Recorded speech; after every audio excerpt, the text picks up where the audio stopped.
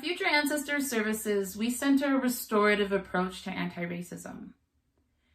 So many anti-racist educators and anti-racism research fails to acknowledge that it's being done on Indigenous lands and fail to create space for Indigenous leadership in this work. And so one way that we make a very concrete effort to center Indigenous leadership, to center our relationship to the original caregivers of the lands we live and work on. We center that restorative practice approach because restorative practice, restorative justice, comes from Indigenous traditional ways of being and knowing. And it looks unique wherever you go in the world.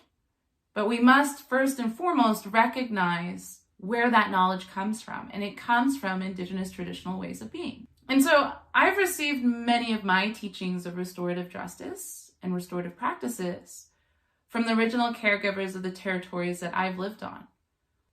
And as a restorative circle keeper, in doing that work and then in parallel doing anti-racist work, there was a realization of how one could support the other.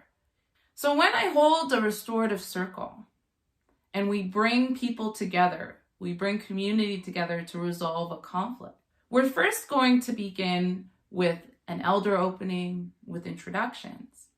And then we're going to go through a phase of acknowledging harm. Restorative practice requires us to acknowledge the harm that's been caused.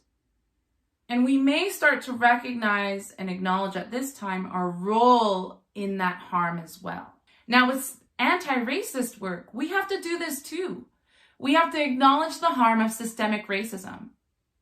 We have to understand its historical roots and how it's informed living legacies and has shaped our realities today. We're required to acknowledge the harm of systemic racism when we're speaking and working with anti-racism.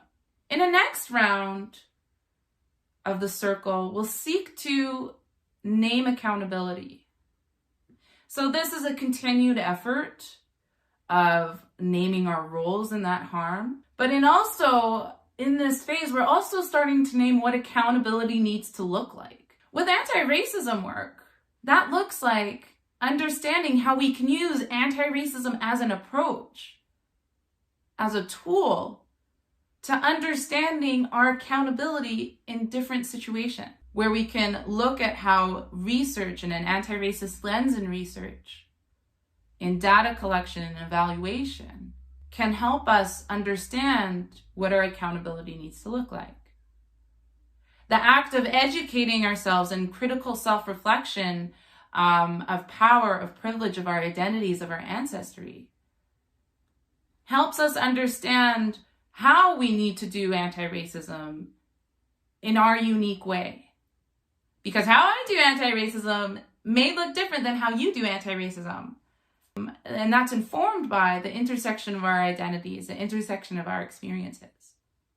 So in this taking accountability phase, we're understanding how we need to come to this work, and we're seeking to understand how to understand our accountability. And in a final phase of the circle, we're committing to restorative actions. So we're identifying, okay, what are the actual pathways we need to take to restore harm? To restore the harm that's been caused? What actions do we need to take to meet the success we've identified, the accountability that we've named? How do we get there? And making commitments to those pathways. In anti-racism work, this is required. Once we understand the problem, once we understand what accountability looks like, we need to make commitments to fulfilling that accountability. That's where the action comes in. And throughout all of this work, we're centering relationships. We're understanding that the work of restorative practice is to restore relationships, relationships to one another, relationships to an institution, relationships to our non-human kin, relationships to Earth, relationships to our ancestors, relationships to the future generations. Anti-racist work needs to be the work of relationships. It's not just statistics. It's not just facts and history. Those are tools to speak a story of relationships. And restorative practice helps us make that clear in the work.